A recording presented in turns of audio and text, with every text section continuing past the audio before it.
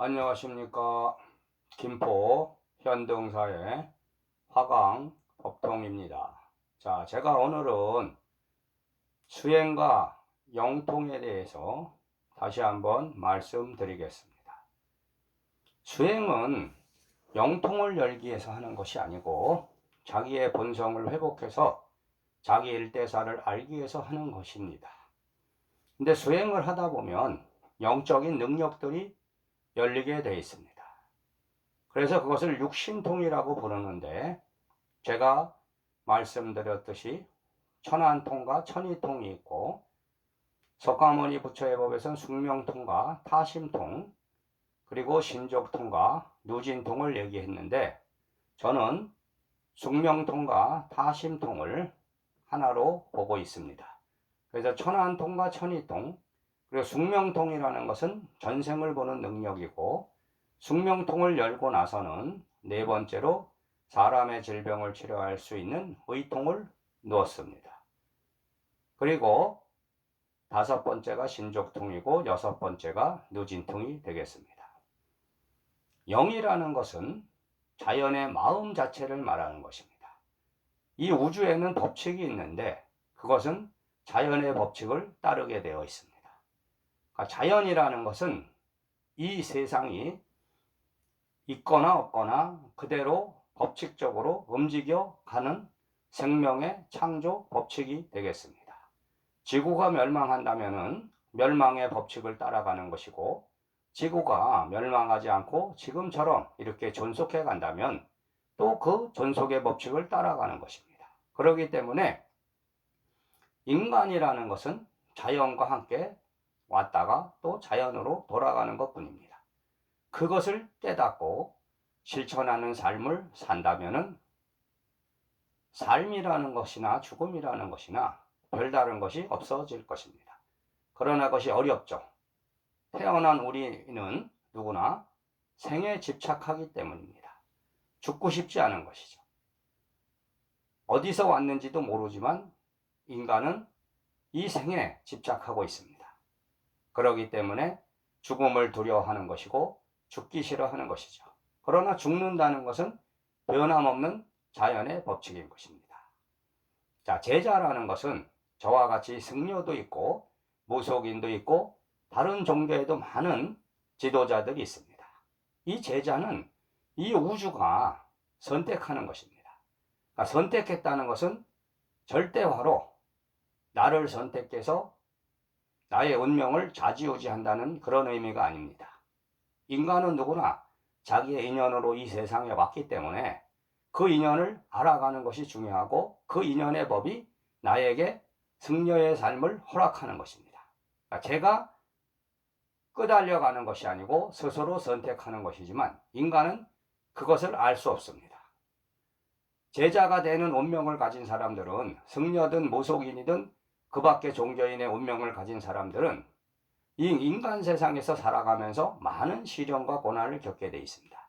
그것은 뭐냐면 자기의 인연을 받아들이지 않기 때문에 자기의 업에 따라서 나타나는 증상들인 것입니다. 그러다 보니까 질병이 오는 사람도 있고 살아가면서 여러 가지 인간의 고를 겪게 돼 있고 경제적인 문제를 겪는 사람도 있고 또 부부 생활을 하면서 부부 간의 갈등이 오고 또 자식으로 인한 문제들이 발생하고 이런 많은 문제점들이 생겨나는 것입니다. 그렇기 때문에 제자의 인연을 가졌다. 이런 사람들은 그 제자의 인연을 받아들이기까지의 과정 중에 많은 어려움들을 주는 것입니다. 자, 승려는 견성을 한다는 깨달음을 목표로 가지고 승려가 되는 경우가 많고, 자, 무속인이 되는 사람들은 자기가 원하지 않는데 어느 날 무병이라는 게 와서 되는지 알고 있습니다. 그러나 그것을 깊이 들어가 보면 같은 것입니다. 그러니까 무병을 앓고 무속인이 되기 싫은 사람은 사회적인 편견과 자기 마음에 있는 그 무속에 대한 잘못된 오해들이 만들어낸 거죠. 그럼 승려가 되는 것은 스스로 자발적으로 자기가 견성을 통해서 부처가 되겠다는 목표를 갖고 간다고 생각하지만 그것 또한 매도 먼저 맞는 법으로 미리 알고 가는 것뿐입니다. 승려 중에서도 어쩔 수 없이 되는 경우가 있습니다. 보통은 이제 영적인 승려라고 하지만 그것도 깊이 들어가 보면 자, 무속이 억지로 하기 싫은 걸 억지로 되는 것 같지만 그것 또한 자활성을 갖는 겁니다. 결국은 자기 스스로 그것을 받아들이지 않는 한은 갈 수 없는 것이죠. 마지막에는 받아들이죠. 그것이 자율적으로 가느냐 강제적으로 가느냐 그 차이일 뿐이지 결국은 그것 또한 자기의 인연을 받아들이고 운명을 받아들이는 그 길입니다. 자, 이 세상에는 많은 제자들이 있습니다. 그 제자가 이 인간 세상에 있는 사회적인 단체에 들어가느냐 안 들어가느냐 그것 또한 인연의 법이다. 이것을 아셔야 됩니다. 그러니까 이 세상에는 저같이 삭발을 해는 출가의 수행자들이 있고요. 삭발을 하지 않았지만 머리를 기르고 수행을 또 스님처럼 하는 그런 출가의 법사가 있는 것입니다. 그리고 많은 유발의 법사들이 있습니다. 유발의 법사라는 것은 명리학을 공부해서 철학관을 하는 사람도 있고요. 요즘은 요가와 필라테스가 많이 세상에 전해졌는데 사실 알고 보면 요가의 수행을 하는 사람들도 어떻게 보면 유발법사로 분류할 수 있는 것입니다. 그리고 기공을 한다는 사람도 있고 여러 가지 유형의 제자들이 존재하는 것입니다. 그것은 삭발의 승려라는 이런 출가의 수행자는 자, 무속도 알고 보면 출가의 수행자의 범주에 들어가는 것입니다. 그러나 머리를 삭발하지 않았기 때문에 출가 법사의 인연법 안에 들어가는 거겠죠. 자, 제일 중요한 것은 뭐냐? 수행을 통해서 도달해야 될 것은 뭐냐면 자기를 아는 게 제일 중요한 겁니다. 자기의 인연을 아는 것이죠. 자, 자기의 인연도 모르면서 남의 운명을 상담하고 어떤 사람에게 수행법을 전수한다는 것은 말이 되지 않는 것입니다. 자, 그것을 분명히 아셔야 됩니다. 내가 어떤 수행자의 인연을 가졌든 중요한 것은 그 수행은 나의 본성을 회복하는 길이고 그 본성을 회복해서 내가 이 세상에 온 이유를 알고 그 이유를 다른 사람들한테 전하는 것이어야 됩니다.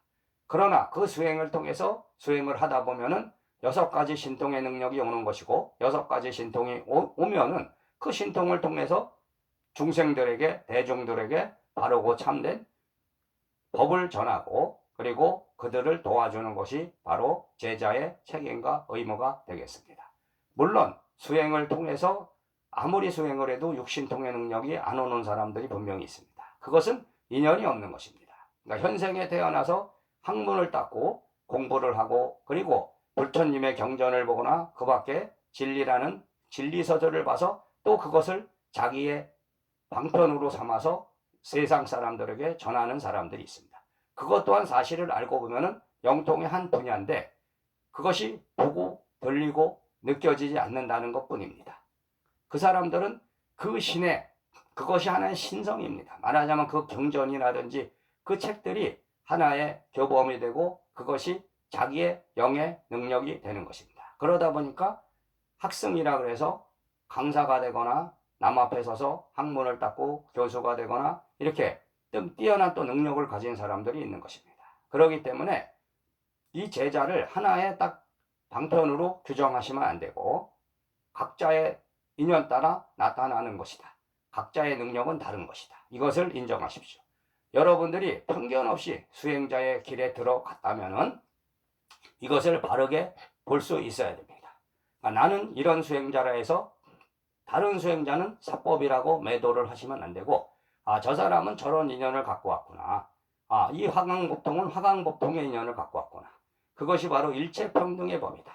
그것이 부처가 전하고자 했던 바른 법입니다. 그것을 깨달으십시오. 자, 오늘은 여기까지만 하겠습니다. 감사합니다.